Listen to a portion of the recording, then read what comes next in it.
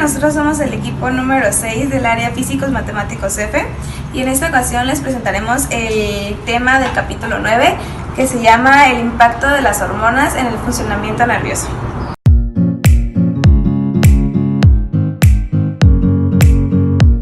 La comunicación celular. La comunicación celular es la capacidad que tienen todas las células para transmitir información físico-química al medio ambiente y con otras células. La comunicación celular es un mecanismo homeostático porque tiene como objetivo mantener las condiciones físico-químicas internas adecuadas para la vida frente a cambios externos. La existencia de organismos multicelulares en los que cada una de las células debe cumplir con sus actividades exige que las células tengan un sistema de generación, transmisión, recepción y respuesta de diferentes señales que las relacionan entre sí. En la comunicación celular existen diferentes maneras en las que las células se comunican, como son la comunicación endocrina, la comunicación parácrina, la comunicación autócrina, la comunicación yuxtácrina y la comunicación nerviosa. Gracias. Ok, los mensajeros son sustancias químicas que ayudan a la comunicación celular.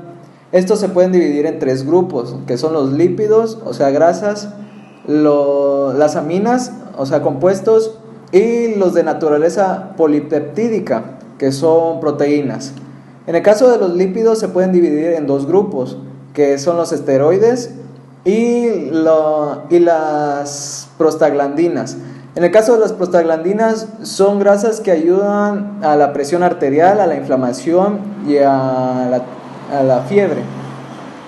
En el caso de los esteroides son de tres tipos, que son prohormonas, básicamente es la vitamina D, pueden ser las hormonas sexuales, que ayudan a la maduración del cuerpo o del organismo, y las producidas por las glándulas suprarrenales, que están ubicadas arriba de los riñones y ayudan al metabolismo de la glucosa y a regular los iones de sodio y potasio.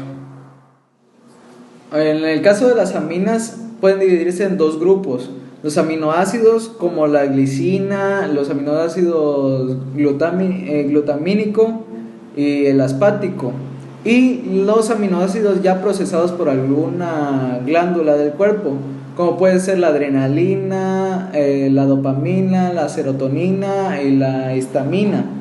En el caso de las sustancias de naturaleza polipeptídica, encontramos que están formadas por polipéptidos, que al hacer largas cadenas forman proteínas. Estas proteínas pueden ser como la insulina, el glucagón, la oxitocina y hormonas antidiuréticas.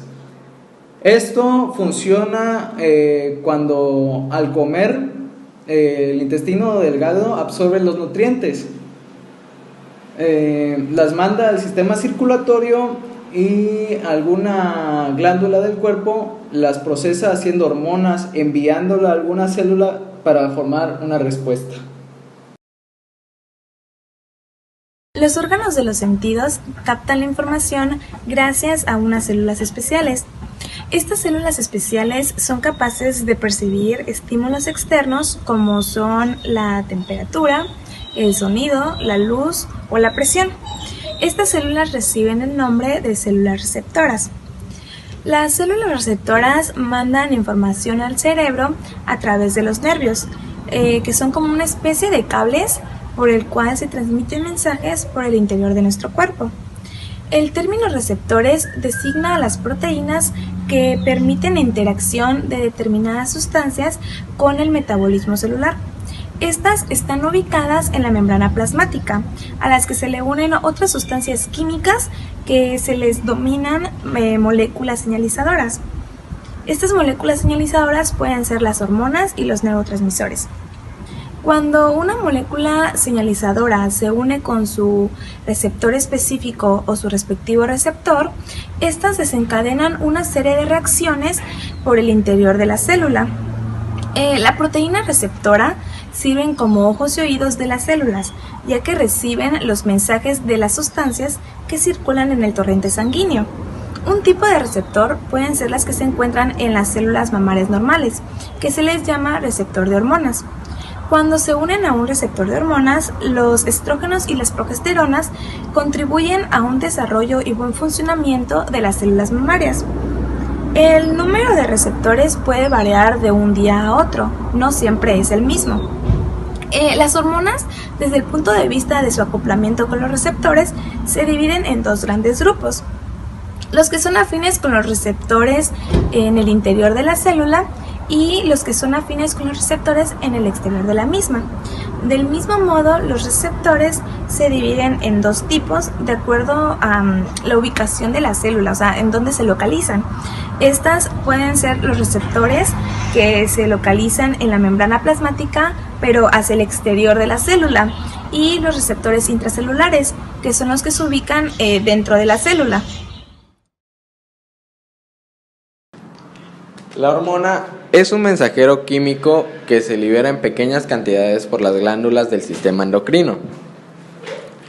Esta se transporta por la sangre hasta los tejidos objetivo, donde realiza una función a largo plazo o inmediatas. Las hormonas se pueden clasificar en dos: en péptidos, que son las cadenas de aminoácidos, y en lípidos. Tomaremos como ejemplo una hormona que se nos presenta en la vida cotidiana. Esta hormona es llamada cortisol. La hormona cortisol se presenta cuando nosotros tenemos una situación de estrés, cuando estamos ajetreados, preocupados o nerviosos. Cuando esta hormona se descarga, su acción deteriora la región del cerebro que está relacionada con las capacidades cognitivas, como lo es la memoria y la orientación espacial, debido a que hay una mayor pérdida de neuronas en el hipocampo cerebral. Existen infinidades de hormonas infinidades de hormonas regulan el crecimiento corporal, actúan sobre los folículos ováricos, actúan sobre las células intersticiales del testículo y ayudan a la producción de leche en las glándulas mamarias. Existe una hormona en específico llamada somatotropina. Esta hormona es la hormona del crecimiento y un exceso de esta provoca gigantismo y un defecto en esta provoca enanismo. Existen otras como la gonadotrófica, la cual regula los órganos sexuales. Los estrógenos regulan el crecimiento uterino y de la vagina en la pubertad.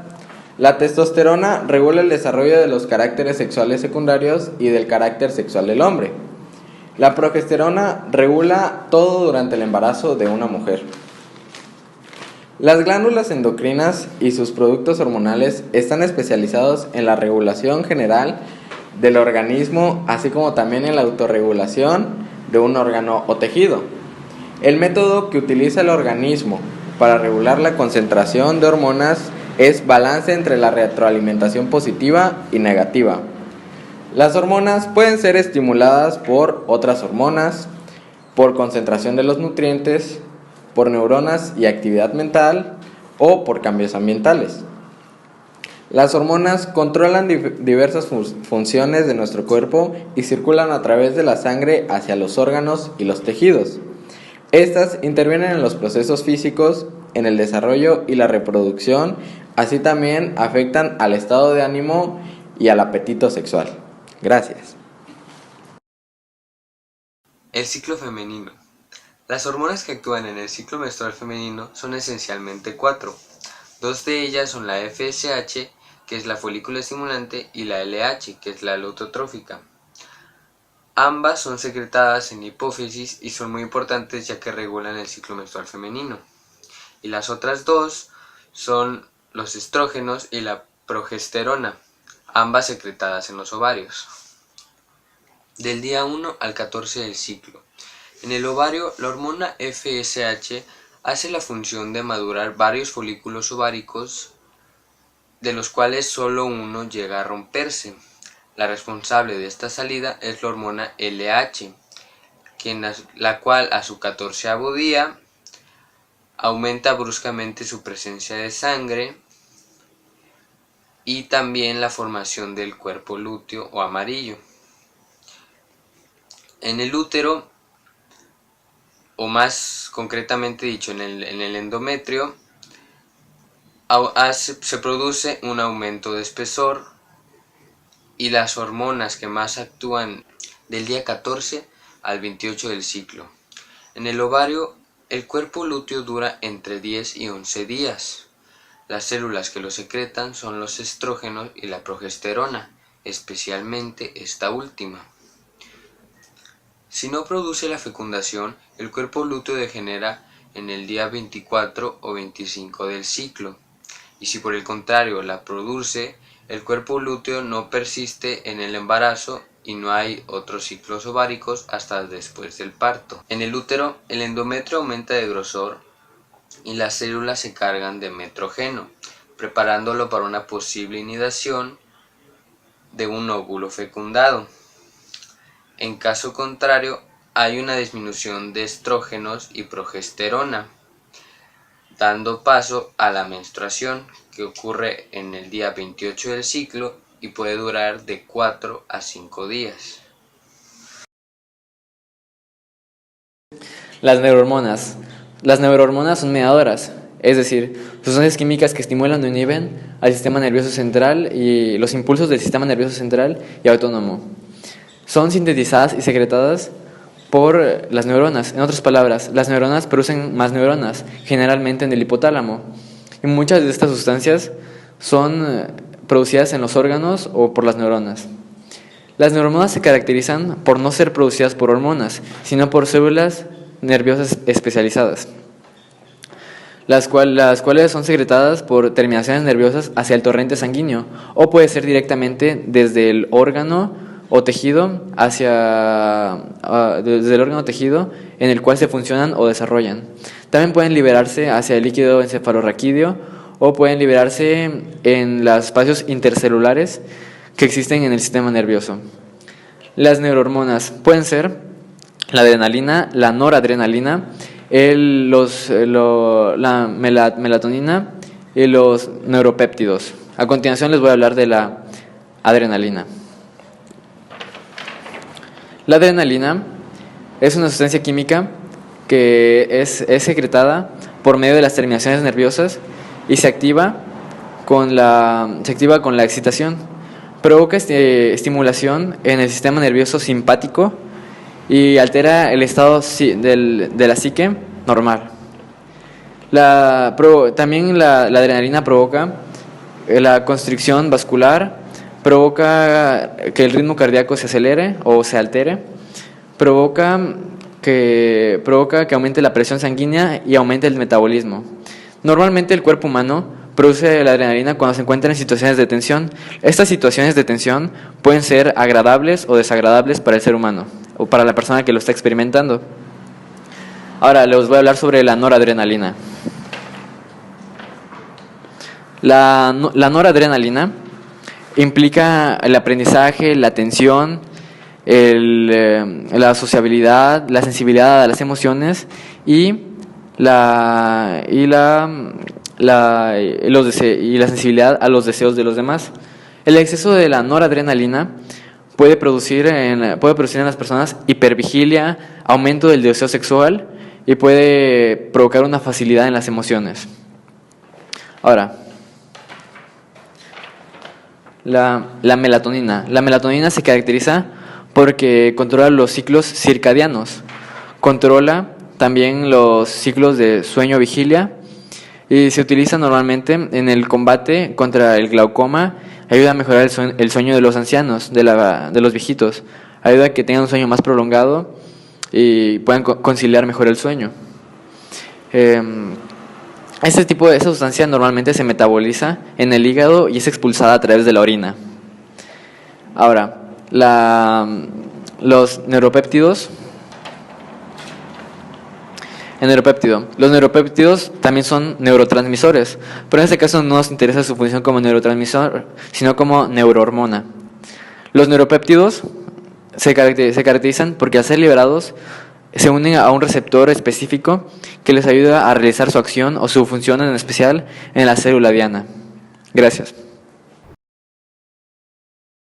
Algunas enfermedades.